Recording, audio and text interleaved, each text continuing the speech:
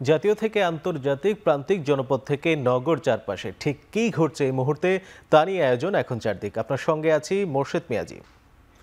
রাজবাড়ীতে নুরাল পাগলার মাজারে সংঘর্ষ ও পুলিশের গাড়ি ভাঙচুরের ঘটনায় ৩,৫০০ জনকে অজ্ঞাত আসামি করে গোয়ালন্দঘাট থানায় একটি মামলা করা হয়েছে। ঘটনার পর শুক্রবার রাতে পুলিশের পক্ষ থেকে এই মামলা করা হয়। এছাড়া মাজারে ভাঙচুর ও অগ্নিসংযোগের ঘটনায় আরেকটি মামলা দায়েরের প্রস্তুতি চলছে বলে জানিয়েছে পুলিশ। এর আগে রাজবাড়ীর গোয়ালন্দে নুরুল হক ওরফে নুরাল পাগলার দরবার ও বাড়িতে তৌহিদি জনতার ব্যানারে ভাঙচুর, হামলা, অগ্নিসংযোগ করে একদল বিক্ষুব্ধ ব্যক্তি। এ সময় নুরা পাগলের মরদেহ কবর থেকে তুলে পুড়িয়ে ফেলে তারা। গেল ২৩ আগস্ট গোয়ালন্দ পৌরসভার ৫ নম্বর ওয়ার্ডের নুরা পাগলের মৃত্যুর পর তাকে কবর দেয়া হয় মাটি থেকে ১২ ফুট উঁচুতে। কাবা শরীফের আদলে তৈরি করা হয় তার কবর। এ নিয়ে গত কয়েকদিন ধরেই উত্তেজনা চলছিল এলাকায়। তারই ধারাবাহিকতায় শুক্রবার জুমার পর বিক্ষোভ সমাবেশ করে তারা। পরে দুই পক্ষের সংঘর্ষে অর্ধশত মানুষ আহত হন, নিহত হন এক যুবক।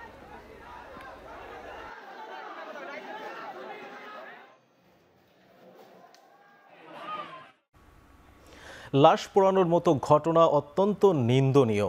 এর পেছনে কার অবহেলা ছিল খতিয়ে দেখা হবে বলে জানিয়েছে উপদেষ্টা আসিফ মাহমুদ সজীব ভুইয়া। শনিবার আগারগাঁওয়ে শেরেবাংলা কৃষি বিশ্ববিদ্যালয়ে এক অনুষ্ঠান শেষে সাংবাদিকদের প্রশ্নের জবাবে তিনি এই কথা বলেন। সকালে রাজধানীর আগারগাঁওয়ের শেরেবাংলা কৃষি বিশ্ববিদ্যালয়ে পল্লী দারিদ্র বিমোচন ফাউন্ডেশন আয়োজিত নবনিযুক্ত কর্মকর্তা কর্মচারীদের ওরিয়েন্টেশন অনুষ্ঠান শেষে সাংবাদিকদের এক প্রশ্নের জবাবে তিনি এই কথা বলেন। আরেক প্রশ্নের জবাবে তিনি বলেন, লাশ পোড়ানোর মতো ঘটনা অত্যন্ত নিন্দনীয়।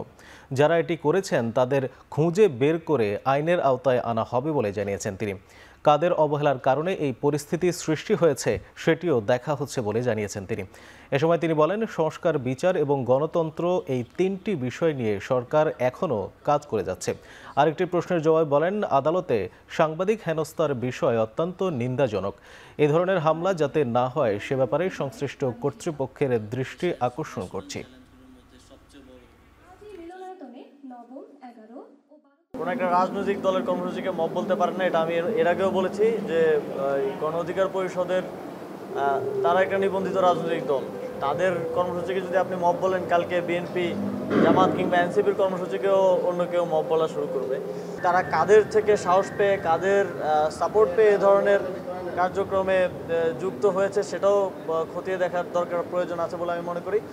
তবে যে কোনো এই ধরনের ঘটনার ক্ষেত্রেও আমি মনে করি যে এটা নিয়মতান্ত্রিকভাবে সমাধান করার প্রয়োজন। লাশ পোড়ানোর মতো ঘটনা ঘটেছে, এটা অত্যন্ত নিন্দনীয়। সরকার ইতিপূর্বেও বারবার বলেছে যে মাজার সহ যে কোনো এই ধরনের প্রতিষ্ঠানে হামলা সরকার প্রশ্রয় দেবে না। নির্বাচন পিছিয়ে দিতে অস্বাভাবিক প্রক্রিয়াতে দেশ পরিচালিত হচ্ছে বলে মন্তব্য করেছেন বিএনপির স্থায়ী কমিটির সদস্য মির্জা আব্বাস। আর শাহবাগে সমাবেশের পর গতকাল শুক্রবার গণ অধিকার পরিষদের নেতা কর্মীরা জাতীয় পার্টির অফিস ভাঙচুর করেনি বলে দাবি করেছেন গণ অধিকার পরিষদের সাধারণ সম্পাদক রাশেদ খান। শনিবার সকালে ঢাকা মেডিকেল কলেজ হাসপাতালে চিকিৎসাধীন গণ অধিকার পরিষদের নুরুল হক নূরকে দেখতে গিয়ে তারা কথা বলেন।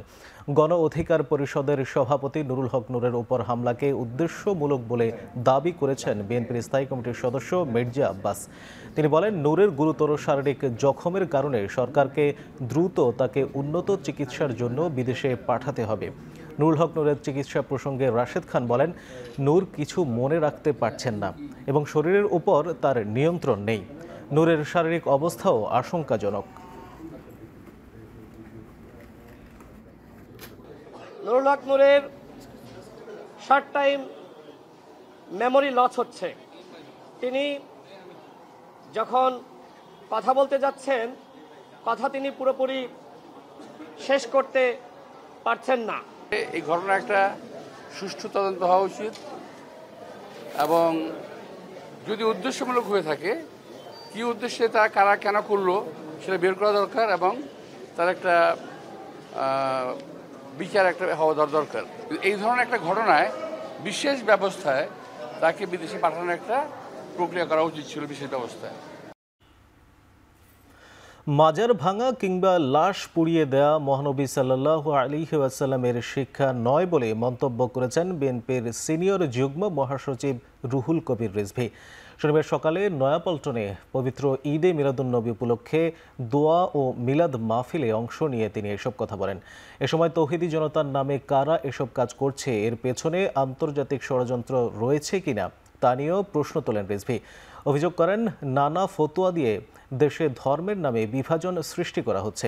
শেখ হাসিনা দেশের ভাবমূর্তি নষ্ট করতে যেমন চক্রান্ত করেছিল, আবারও সেই রকম ষড়যন্ত্র হচ্ছে কিনা তা অন্তর্বর্তী সরকারকে খুঁজে বের করার আহ্বান জানান রিজভী।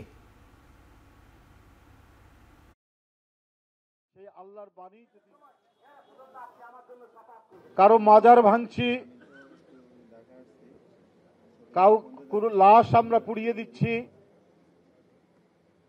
এইটা তো রাসূলের শিক্ষা নয়, রাসূলুল্লাহ সাল্লাল্লাহু আলাইহি ওয়াসাল্লামের শিক্ষা নয়। আবার কেন জানি মনে হচ্ছে ভেতর থেকে গভীর চক্রান্ত চলছে। আমরা আমাদের এই বয়সে আমরা কিছুটা পাকিস্তান আমলও দেখেছি, তখন ছোট, তখন তো মাজার আক্রমণের কথা শুনিনি।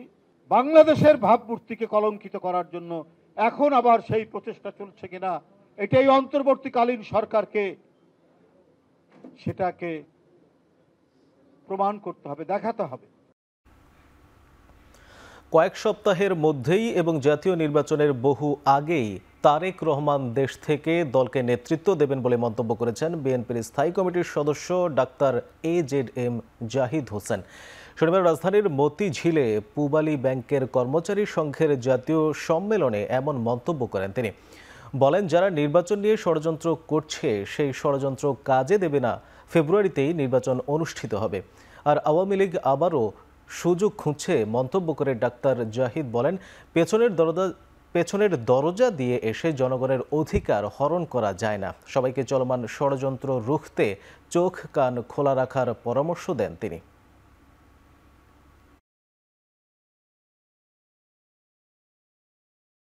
জনগণের কথা বলে জনগণের অধিকার হরণ করার জন্য দেশে এবং বিদেশে বসে ষড়যন্ত্র করছেন, তাদের সেই ষড়যন্ত্র জনাব তারেক রহমানের নেতৃত্বে এদেশের মানুষ প্রতিরোধ করবে এবং ফেব্রুয়ারির জাতীয় নির্বাচন ইনশাআল্লাহ 24শে জুলাইয়ে অংশগ্রহণকারী সেই সকল পক্ষকে নিয়েই একটি জাতীয় নির্বাচন হবে, সেটি নেতৃত্ব দিবেন জনাব তারেক রহমান।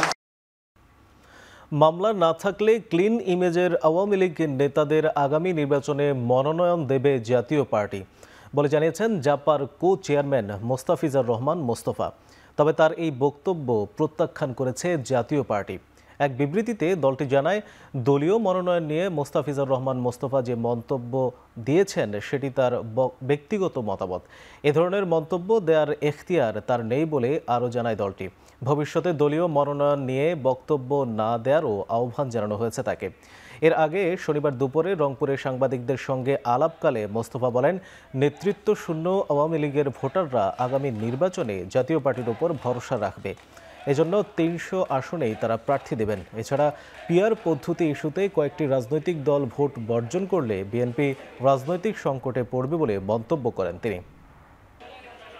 আওয়ামী লীগের সমর্থক, সে কোনো তার বিরুদ্ধে কোনো মামলা মোকদ্দমা নাই, সে যদি যোগ্য প্রার্থী আমরা মনে করি, আমরা দেবো না কেন, দেবো, অবশ্যই দেবো। হ্যাঁ, আমাদের ক্যান্ডিডেট ক্রাইসিসকে ওভারকাম করার জন্য আমরা অবশ্যই করবো। অনেক জেলা আছে, হ্যাঁ, যেমন 300 আসনে আমরা প্রার্থী দেবো।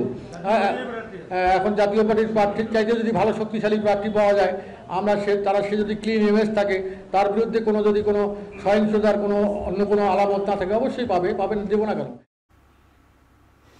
এদিকে জাতীয় পার্টি ও 14 দলীয় জোটের রাজনীতি নিষিদ্ধ এবং আওয়ামী লীগ পুনর্বাসন বন্ধের দাবিতে মানববন্ধন করেছে মঞ্চ 24।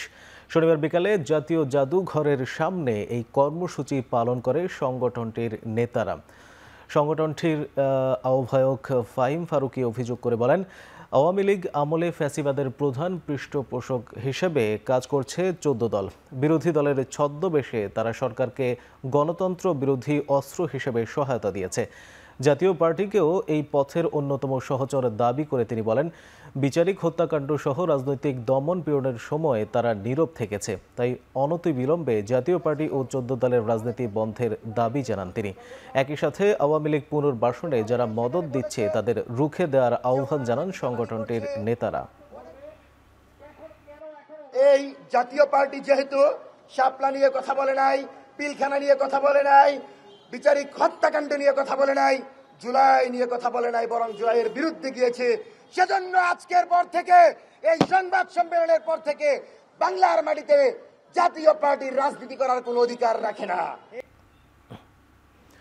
ডাকসু নির্বাচনের আনুষ্ঠানিক প্রচারণার সময়সীমা শেষ হওয়ার আর বাকি একদিন। আর সেই উপলক্ষে শনিবার বিকেলে টিএসসি অডিটোরিয়ামে অনুষ্ঠিত হয় ডাকসু নির্বাচনী বিতর্কে অংশ নেন ভিপি প্রার্থীরা। এ সময় ইশতেহার ও আগামীর ঢাকা বিশ্ববিদ্যালয় নিয়ে প্রার্থীরা কাজের ক্ষেত্রগুলো তুলে ধরেন। শনিবার দুপুরে হাজী মোহাম্মদ মহসিন হলের সামনে সংবাদ সম্মেলন করেন ছাত্রদল সমর্থিত ভিপি প্রার্থী আবিদুল ইসলাম খান।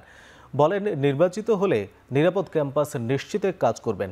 বিজয় 71 হলের সামনে গণমাধ্যমের সঙ্গে ছাত্র শিবিরের সমর্থিত ঐক্যবদ্ধ শিক্ষার্থী জোটের ভিপি প্রার্থী সাদিক কায়েম ডাকসুর নির্বাচন কমিশন অপেশাদার আচরণ করছে বলে অভিযোগ করেন। শেখ ফজিলাতুন নেসা মুজিব হলে প্রচার চালান স্বতন্ত্র ভিপি প্রার্থী উমামা ফাতেমা। নারী শিক্ষার্থীদের ভোট কেন্দ্র নিয়ে আসাই সবচেয়ে বড় চ্যালেঞ্জ বলে মনে করেন তিনি। এদিকে বিকালে নির্বাচন কমিশনের কার্যালয়ে চিফ রিটার্নিং কর্মকর্তা বলেন, ভোট কেন্দ্রে বুথ সংখ্যা বাড়ানো হবে। বিশ্ববিদ্যালয়ে শান্তিপূর্ণ পরিবেশ বিরাজ করছে বলে জানান তিনি। আমাদের নারী প্রার্থী সাবিকুন নাহার তামান্নার ছবি বিকৃত করা হয়েছিল এবং এই বিকৃতির সাথে যারা জড়িত ছিল সেই ছবিগুলো আপনারা মিডিয়ার মারফতে সারা দেশকে দেখিয়েছেন।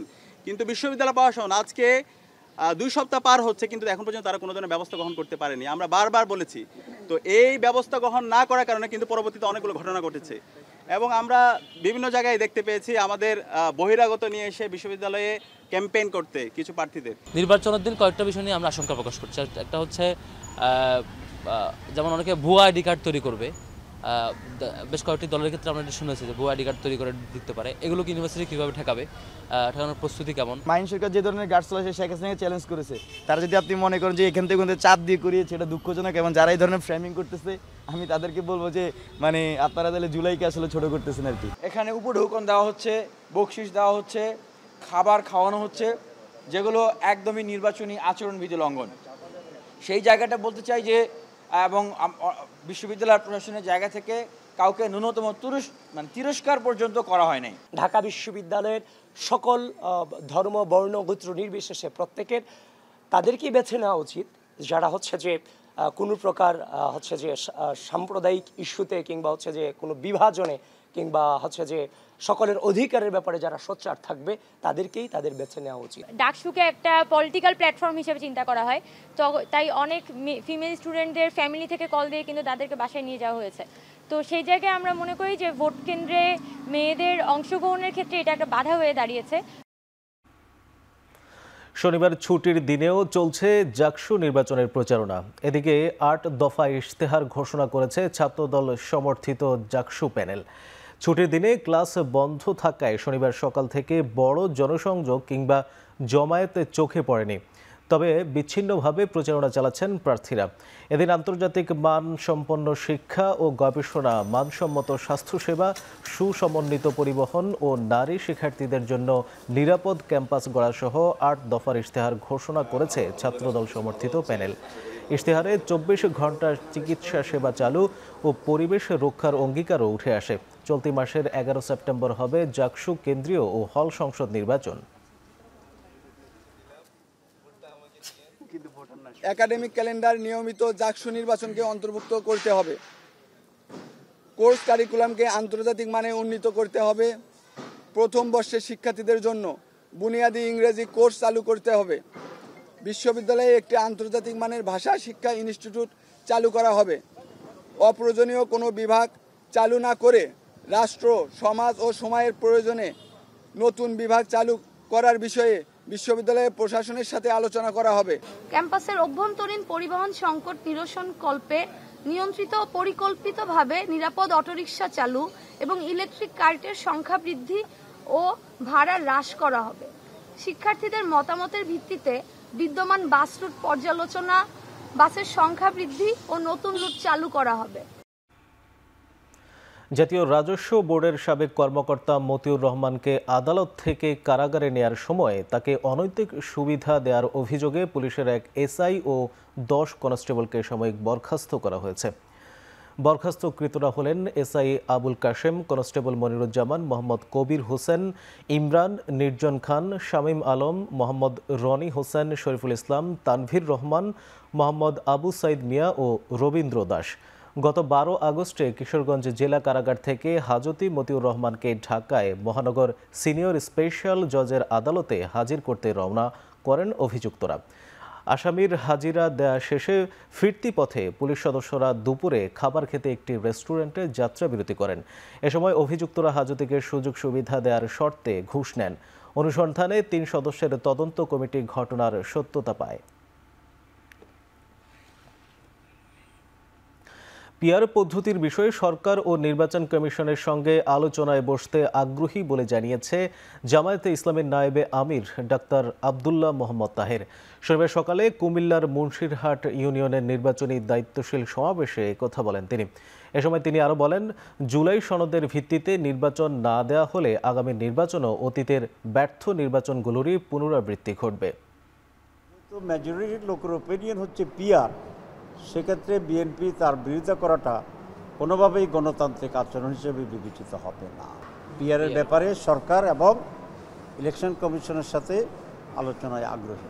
পরিকল্পিত এবং প্রহসনের নির্বাচনের দিকে যদি গভর্নমেন্ট যায় বা কোনো দল করতে চায় তাহলে সেটা জনগণ হতে দেবে না।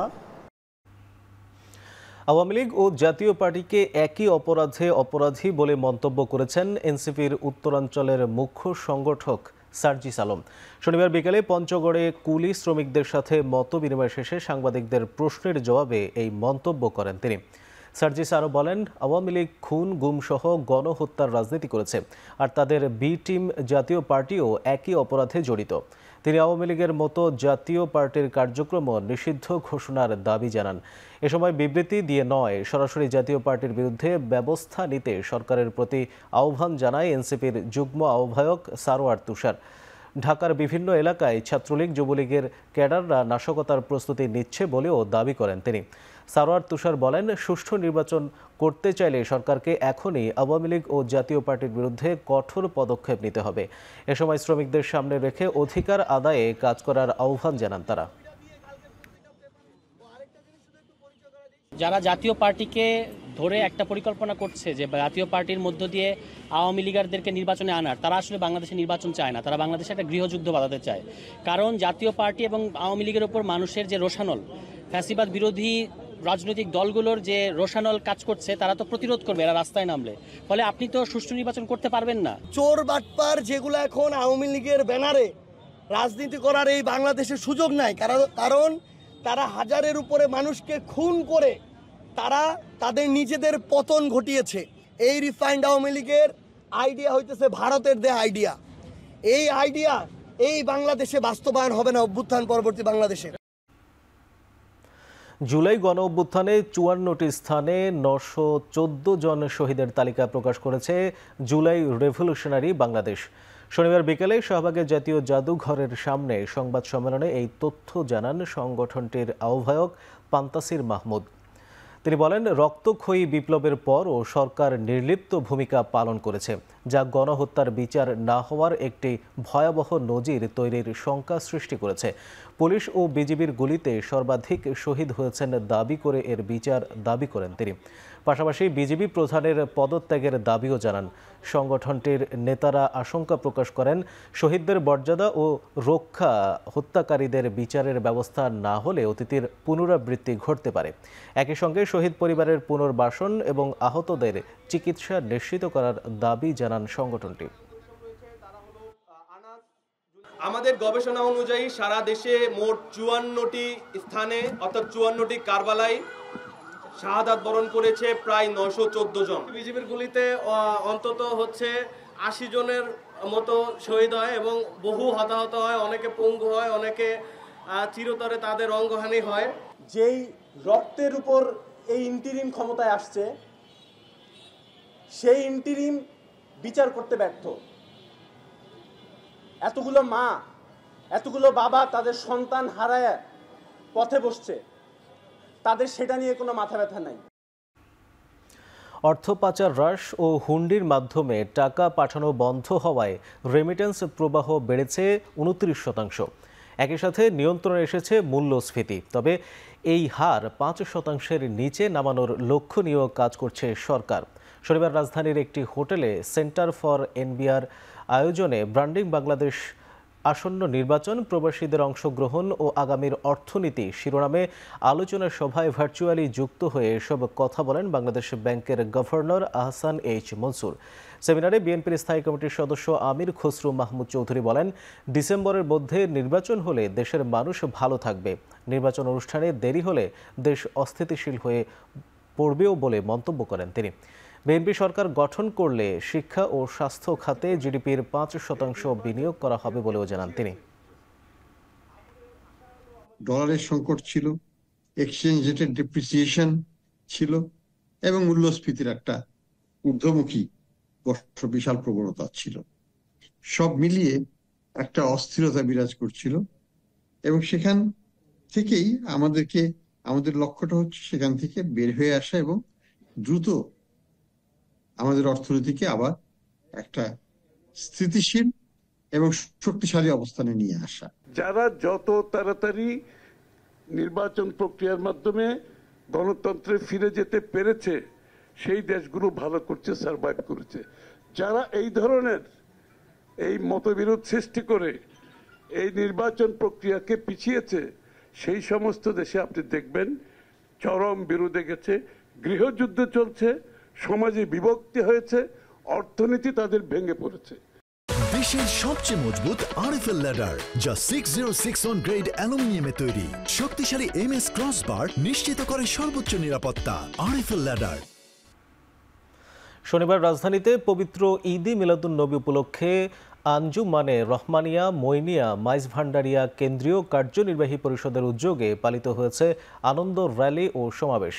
সকালে সোহরাওয়ার্দী উদ্যান থেকে জশ্নে জুলুসের আনন্দ মিছিল বের হয় দোয়েল চত্বর, শিক্ষা ভবন হয়ে কদম ফোয়ারা ঘুরে আবারও সোহরাওয়ার্দী উদ্যানে শেষ হয়।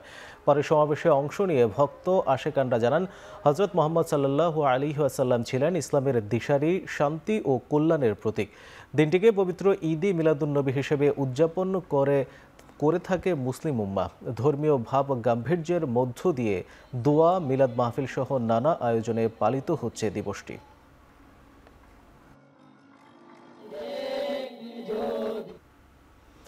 বর্ণাঢ্য শোভাযাত্রা, মিলাদ মাহফিল সহ নানা আয়োজনে সারা দেশে ধর্মীয় ভাব গাম্ভীর্যে পালিত হচ্ছে ঈদে মিলাদুন্নবীর আনুষ্ঠানিকতা।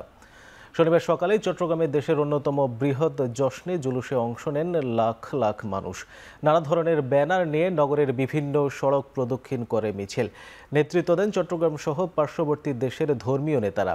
একইভাবে নীলফামারীর সৈয়দপুরেও বর্ণাঢ্য শোভাযাত্রা হয়। মোটরযান সহ নানাভাবে শোভাযাত্রায় অংশ নেন বিভিন্ন সংগঠনের হাজারো নেতাকর্মী। সিলেটেও নানা আয়োজনে পালন করা হচ্ছে পবিত্র ঈদে মিলাদুন্নবীর আনুষ্ঠানিকতা। নানা সাজ পোশাকে এতে অংশ নেন নানা বয়সী মানুষ। নগরের বিভিন্ন সড়ক প্রদক্ষিণ করে পরে আলোচনা সভায় অংশ নেন তারা। এ সময় ঈদে মিলাদুন্নবীর ফজিলত তুলে ধরা হয়। এছাড়া নারায়ণগঞ্জ, রাজশাহী, বরিশাল এবং কুমিল্লা সহ সারা দেশে যথাযোগ্য মর্যাদায় ঈদে মিলাদুন্নবী পালন করা হয়। আজকের দিনের বার্তা হলো যে হুজুর পাক ইসলাম শান্তির বার্তা নিয়ে পৃথিবীতে সুবর্ণন করেন এবং পৃথিবীতে যে মানবাধিকারের প্রশ্ন আমাদের জাতিসংঘ বলছে এটা 1948 সালের ব্যাপার। আর রসুল পাক সাল্লাল্লাহু আলাইহি ওয়াসাল্লাম বিদায় হজের সময়ে মানবাধিকার কাকে বলে, রসুল পাকের প্রকৃত অনুসারীরা মানবাধিকার দুনিয়ার বুকে প্রতিষ্ঠা করেছেন। আসুন আমরা সকল দল মত ঘুরে গিয়ে আমরা রহমতুল্লিল আলামিনের আদর্শে আদর্শিত হয়ে দেশ ও সমাজ গড়ি, বাংলাদেশ থেকে চিরতরে জঙ্গিবাদ মুক্ত করি। চট্টগ্রামের হাটহাজারী মাদ্রাসাকে অবমাননাকর ইঙ্গিত করার প্রতিবাদে হাটহাজারীতে সড়ক অবরোধ ও গাড়ি ভাঙচুরের ঘটনা ঘটেছে। শনিবার সন্ধ্যা থেকে মধ্যরাত পর্যন্ত এই ঘটনা ঘটে। এ সময় আহত হয়েছে অন্তত 40 জন। তাদেরকে হাটহাজারী স্বাস্থ্য কমপ্লেক্সে ভর্তি করা হয়। আইনশৃঙ্খলা পরিস্থিতি নিয়ন্ত্রণে রাখতে রোববার বিকেল পর্যন্ত 144 ধারা জারি করেছে প্রশাসন। অশালীন ইঙ্গিত করা যুবক আরিয়ানকে আটক করেছে হাটহাজারী থানা পুলিশ। মাদ্রাসার সামনে অশালীন অঙ্গভঙ্গি করে ফেসবুকে পোস্ট দেয় অভিযুক্ত আরিয়ান ইব্রাহিম। এই ঘটনা সামাজিক যোগাযোগ মাধ্যমে ছড়িয়ে পড়লে হাটহাজারী মাদ্রাসার ছাত্ররা সড়কে নেমে আসে। এতে জশ্নে জুলুস ফেরত লোকজনের সাথে ধাওয়া পাল্টা ধাওয়া ঘটনা ঘটে।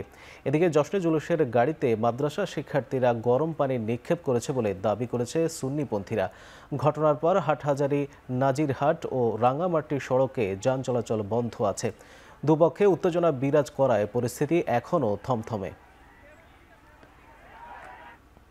প্রধান বিচারপতি ও কন্টেম্পট অফ কোর্টের ঊর্ধ্বে নন বলে মন্তব্য করেছেন অ্যাটর্নি জেনারেল ও বাংলাদেশ বার কাউন্সিলের চেয়ারম্যান মোহাম্মদ আসাদুজ্জামান।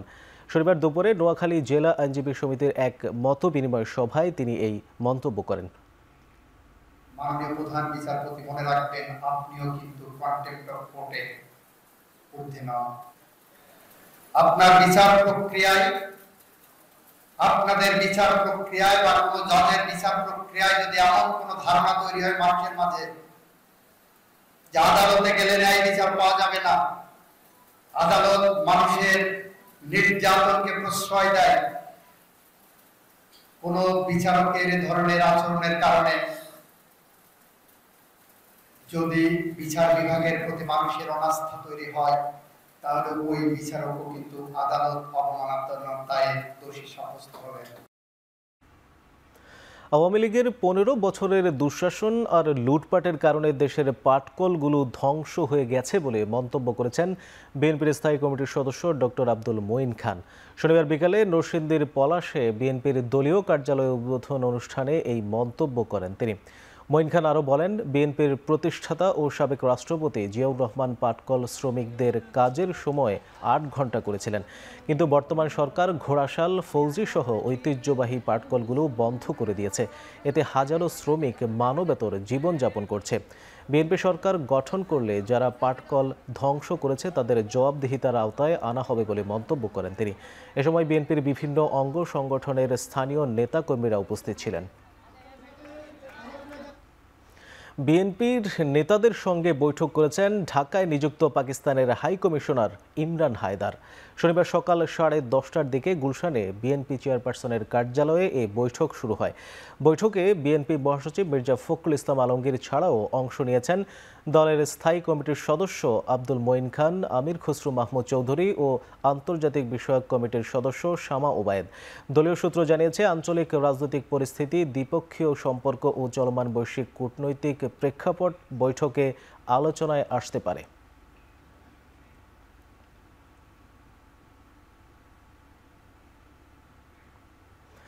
মানসিক সংস্কার ছাড়া বাহ্যিক আইন ও সংবিধান সংশোধনের মাধ্যমে দেশের প্রকৃত সংস্কার সম্ভব নয় বলে মন্তব্য করেছেন বিএনপির স্থায়ী কমিটির সদস্য সালাউদ্দিন আহমেদ।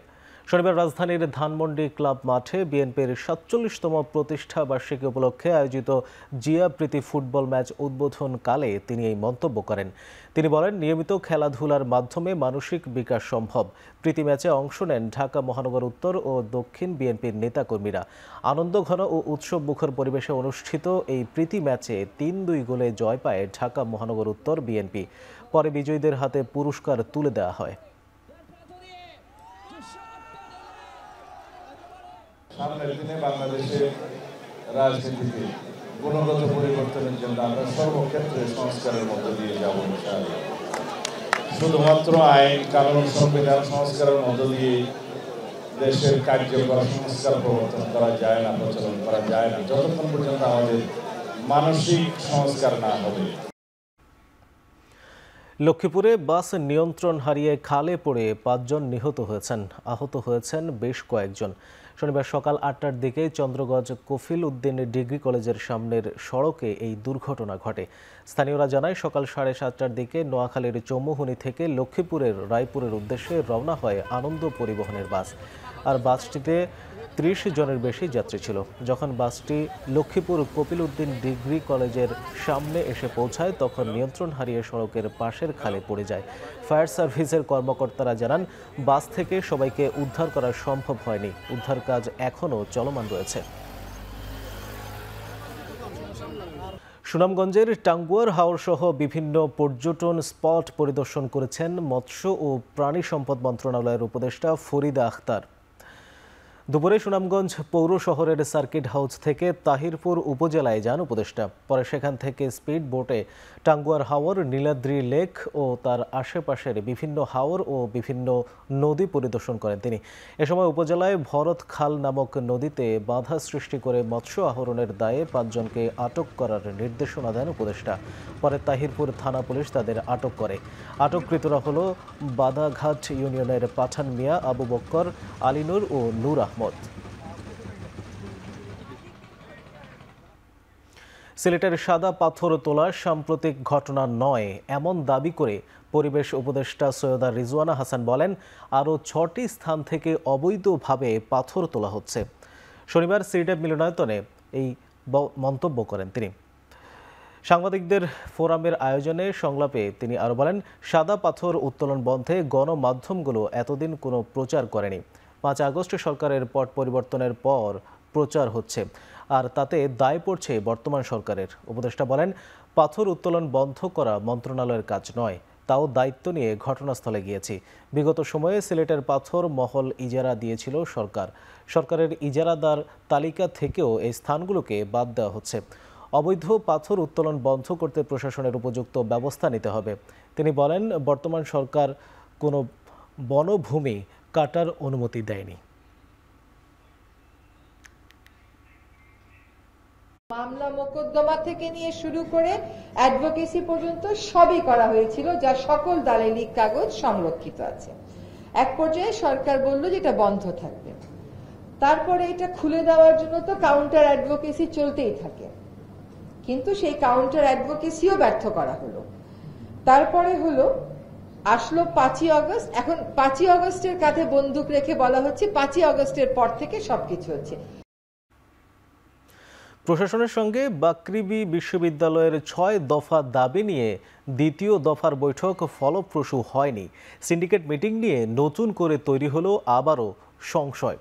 শনিবার সকাল 11টা থেকে বিশ্ববিদ্যালয়ের প্রক্টর কার্যালয়ে 2 ঘণ্টা ব্যাপী আলোচনায় বসে বাংলাদেশ কৃষি বিশ্ববিদ্যালয়ের প্রশাসন সহ শিক্ষার্থীরা দাবি করেন, তাদের প্রস্তাবিত 6 দফার বিষয়ে আশ্বস্ত হতে পারেনি বিশ্ববিদ্যালয় প্রশাসনের কাছ থেকে। তাই সংকট নিরসনে আলাপ আলোচনা আরও চালিয়ে যাওয়ার কথা বলেন তারা। এদিকে গত 31 আগস্ট শিক্ষার্থীদের ওপর হামলার ঘটনার পর অনির্দিষ্টকালের জন্য বন্ধ ঘোষণা করা হয় বাংলাদেশ কৃষি বিশ্ববিদ্যালয়। নির্দেশ দেওয়া হয় হল ত্যাগের। গত মঙ্গলবার প্রথম দফায় শিক্ষার্থীদের সাথে আলোচনা হলেও পরে তা উভয় পক্ষের টানাপোড়েনে কয়েক দফা আলোচনা প্রস্তাব ভেস্তে যায়।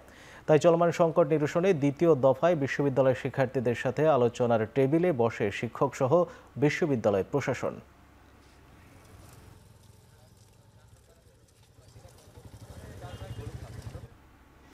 পরিবেশ ও প্রকৃতিকে রক্ষার অঙ্গীকার নিয়ে Saint Gregory High School and কলেজে 4র্থ জাতীয় ইকো কার্নিভাল অনুষ্ঠিত হয়েছে। 2 দিন ব্যাপী বিভিন্ন প্রতিযোগিতা ও আকর্ষণীয় কার্যক্রমে অংশ নিয়েছে দেশের বিভিন্ন শিক্ষা প্রতিষ্ঠানের শিক্ষার্থীরা। প্রতিযোগিতাগুলো 4টি ক্যাটাগরিতে বিভক্ত: প্রাথমিক, জুনিয়র, মাধ্যমিক এবং উচ্চ মাধ্যমিক। একক প্রতিযোগিতার মধ্যে ছিল আর্ট কম্পিটিশন, নেচার অলিম্পিয়াড, প্রবন্ধ লেখা, উপস্থিত বক্তব্য, ফটোগ্রাফি, ক্রসওয়ার্ড এবং নেচার মুভি কুইজ। দলীয় প্রতিযোগিতার মধ্যে ছিল দেয়ালিকা প্রকাশনা ও পরিবেশ বিষয়ক বিতর্ক। এসব ইভেন্টে অংশগ্রহণকারীরা পেয়েছেন অংশগ্রহণ সনদ, স্মারক ক্রেস্ট সহ নানা পুরস্কার। গত শুক্রবার সকাল 9টায় কার্নিভালের উদ্বোধন করেন টেল প্রাণ আরএফএল গ্রুপের প্লাস্টিক্সের নির্বাহী পরিচালক মোহাম্মদ কামরুল হাসান। এবার আন্তর্জাতিক প্রসঙ্গ। যুক্তরাষ্ট্রে জাতিসংঘ সাধারণ পরিষদের 80তম অধিবেশনে যোগ দিচ্ছেন না ভারতের প্রধানমন্ত্রী নরেন্দ্র মোদী। আগামী 9 সেপ্টেম্বর থেকে শুরু হবে জাতিসংঘের সাধারণ অধিবেশন, আর 23 থেকে 29 সেপ্টেম্বর পর্যন্ত সেখানে বক্তব্য রাখবেন বিভিন্ন দেশের সরকার প্রধান। শুক্রবার জাতিসংঘের প্রকাশিত বক্তাদের সংশোধিত তালিকায় দেখা যায় নরেন্দ্র মোদী নয়, ভারতের পক্ষ থেকে 27 সেপ্টেম্বর বক্তব্য রাখবেন দেশটির পররাষ্ট্রমন্ত্রী এস জয়শঙ্কর। আগের তালিকায় নাম ছিল ভারতের প্রধানমন্ত্রী নরেন্দ্র মোদীর। সাধারণ অধিবেশনে আগামী 26 সেপ্টেম্বর মোদীর বক্তব্য রাখার কথা ছিল। এদিন অধিবেশনে বক্তব্য রাখবেন বাংলাদেশ, পাকিস্তান, চীন ও ইসরায়েলের সরকার প্রধান। এবছরের ফেব্রুয়ারিতে যুক্তরাষ্ট্র সফরে ওয়াশিংটনে ডোনাল্ড ট্রাম্পের সঙ্গে দ্বিপাক্ষিক বৈঠক হয় মোদীর।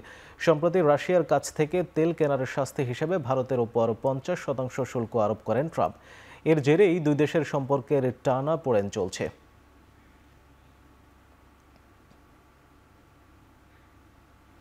পাকিস্তানের পাঞ্জাবে বন্যায় কমপক্ষে 43 জনের প্রাণহানি হয়েছে। নদ নদীর পানি বাড়তে থাকায় শহরগুলোতে রক্ষায় ভেঙে ফেলা হচ্ছে বাঁধ। রাভি নদীর পানি বাড়তে থাকায় তীব্র বন্যার আশঙ্কা করা হচ্ছে। বন্যার কারণে 9 লাখ মানুষকে সরিয়ে নেওয়া হয়েছে বলে জানিয়েছে দুর্যোগ ব্যবস্থাপনা কর্তৃপক্ষ। নিরাপদে নেওয়া হয়েছে প্রায় 6 লাখ গবাদি পশু। আগামী 7 সেপ্টেম্বর থেকে রাজধানীর ইসলামাবাদেও আকস্মিক বন্যার আশঙ্কা করা হচ্ছে। পাঞ্জাব থেকে সিন্ধু প্রদেশে পানি প্রবেশ করতে পারে বলেও আশঙ্কা দুর্যোগ ব্যবস্থাপনা কর্তৃপক্ষের। বন্যা দুর্গত এলাকা পরিদর্শন করেছেন পাকিস্তানের প্রধানমন্ত্রী শেহবাজ শরীফ সহ ফেডারেল মন্ত্রী ও সেনাবাহিনী প্রধান। এদিকে ভারতের পক্ষ থেকে এখন পর্যন্ত বন্যার বিষয়ে কোনো সতর্ক বার্তা দেওয়া হয়নি বলেও জানিয়েছে পাকিস্তানের প্রাদেশিক দুর্যোগ ব্যবস্থাপনা কর্তৃপক্ষ। গাজা সিটি পুরোপুরি দখলে নিতে এবার বহুতল ভবন ও টাওয়ারগুলোকে লক্ষ্য করে বোমা হামলা চালাচ্ছে ইসরায়েলি সেনারা। এর মধ্যে শনিবার এই শহরের সবচেয়ে বড় মুস্তাহা টাওয়ার মাটির সঙ্গে গুঁড়িয়ে দিয়েছে আইডিএফ। এরই মধ্যে ফিলিস্তিনিদের গাজা সিটি ছাড়ার আহ্বান তাদের। গত 24 ঘন্টায় ইসরায়েলি হামলায় নিহত হয়েছেন আরও 50 ফিলিস্তিনি, যাদের বেশিরভাগই গাজা সিটির বাসিন্দা। এদিকে শান্তি চুক্তির বিষয়ে হামাসের সঙ্গে গভীর আলোচনা হয়েছে বলে দাবি মার্কিন প্রেসিডেন্ট ডোনাল্ড ট্রাম্পের। সে সময় হামাসের হাতে জিম্মি সব বন্দীদের মুক্তির আহ্বান জানান তিনি। ভেনেজুয়েলায় আক্রমণের উদ্দেশ্যে ক্যারিবীয় দ্বীপে F-35 স্টেলথ ফাইটার জেট মোতায়েন করেছে যুক্তরাষ্ট্র। দেশটির মাদক কেন্দ্র লক্ষ্য করে যে কোনো সময় হামলা হতে পারে বলে জানিয়েছে মার্কিন সংবাদ মাধ্যম। এর আগে 8টি যুদ্ধ জাহাজে 12,000 ক্ষেপণাস্ত্র মোতায়েনের কথা জানায় পেন্টাগন। এই পরিস্থিতিতে দুই দেশের উত্তেজনা বেশ তুঙ্গে রয়েছে। ভেনেজুয়েলার ক্ষমতাসীন সরকারকে হটাতেই ট্রাম্পের এই পরিকল্পনা নিয়েছে বলে অভিযোগ করেছেন প্রেসিডেন্ট নিকোলাস মাদুরো। যুক্তরাষ্ট্রের প্রতিরক্ষা দপ্তর পেন্টাগনকে যুদ্ধ বিভাগ হিসেবে নাম পরিবর্তন করে নির্বাহী আদেশে সই করেছেন মার্কিন প্রেসিডেন্ট ডোনাল্ড ট্রাম্প। শুক্রবার ওভাল অফিসে এই আদেশে সই করেন তিনি। বর্তমান বৈশ্বিক প্রেক্ষাপটে পেন্টাগনের নাম ডিপার্টমেন্ট অফ ওয়ার বা যুদ্ধ বিভাগ হওয়াতে যুক্তিযুক্ত মনে করছেন মার্কিন প্রেসিডেন্ট। এছাড়াও যুক্তরাষ্ট্রের কাছে বিশ্বের সবচেয়ে শক্তিশালী সেনা রয়েছে বলে মন্তব্য তার। নির্বাহী আদেশে সইয়ের কিছুক্ষণ আগে এই কথা বলেন তিনি।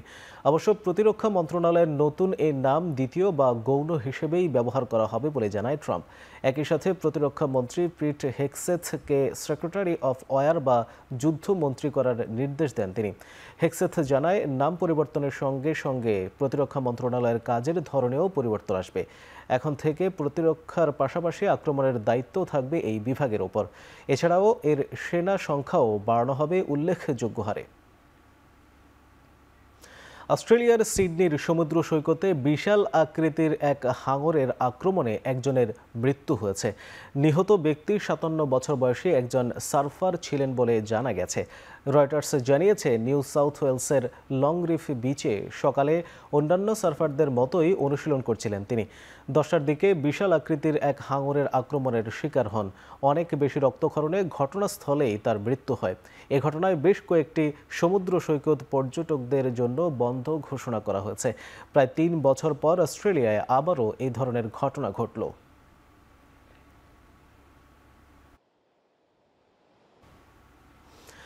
জাপানে টাইফুন পিহপা এর আঘাতে ব্যাপক ক্ষয়ক্ষতি হয়েছে। এতে আহত হয়েছেন অন্তত 23 জন, বিধ্বস্ত হয়েছে অন্তত 220টি ঘরবাড়ি। শুক্রবার স্থানীয় সময় রাত 9টায় দেশটির পূর্ব উপকূলে আঘাত হানে টাইফুন পিপাই। টাইফুনের সময় শিজুওকা প্রদেশের 4টি শহরের ওপর দিয়ে তীব্র বাতাস বয়ে যায়। স্থানীয় বিভিন্ন গণমাধ্যমে প্রকাশিত ভিডিওতে দেখা গেছে অনেক বাড়ির ছাদ উড়ে গেছে, সড়কে উল্টে পড়ে আছে গাড়ি। মাকিনোহারা শহর কর্তৃপক্ষ জানিয়েছে টাইফুনে আহতদের মধ্যে 3 জনের অবস্থা গুরুতর। এই শহরের 43টি ভবনের সম্পূর্ণ কিংবা বেশিরভাগ বিধ্বস্ত হয়েছে। 184টি ভবন আংশিক ক্ষতিগ্রস্ত হয়েছে। আসন্ন নির্বাচনকে সামনে রেখে 3 সদস্যের নির্বাচন কমিশনের ঘোষণা দিয়েছে বাংলাদেশ ক্রিকেট বোর্ড। প্রধান নির্বাচন কমিশনার হিসেবে আছেন সুপ্রিম কোর্টের সিনিয়র অ্যাডভোকেট মোহাম্মদ হুসাইন। নির্বাচন কমিশনার হিসেবে আছেন সিআইডি প্রধান মোহাম্মদ সিবগাতুল্লাহ। অপর কমিশনার হিসেবে জাতীয় ক্রীড়া পরিষদের নির্বাহী পরিচালক যুক্ত হবেন এই কমিশনে। বিসিবির মিডিয়া বিভাগের এক প্রেস বিজ্ঞপ্তিতে তাদের যুক্ত হওয়ার খবর নিশ্চিত করা হয়েছে। আগামী 4 অক্টোবর অনুষ্ঠিত হবে এবারের বিসিবি বোর্ড পরিচালক এবং সভাপতি পদের নির্বাচন। শেষ করছি এখন চারদিক। এখন টেলিভিশন ওয়েবসাইটে দেখতে ভিজিট করুন www.ekhon.tv। এছাড়া ফেসবুকে দেখতে ভিজিট করুন facebook.com/tv.ekhon এবং ইউটিউবে দেখতে ভিজিট করুন youtube.com/c/ekhon tv।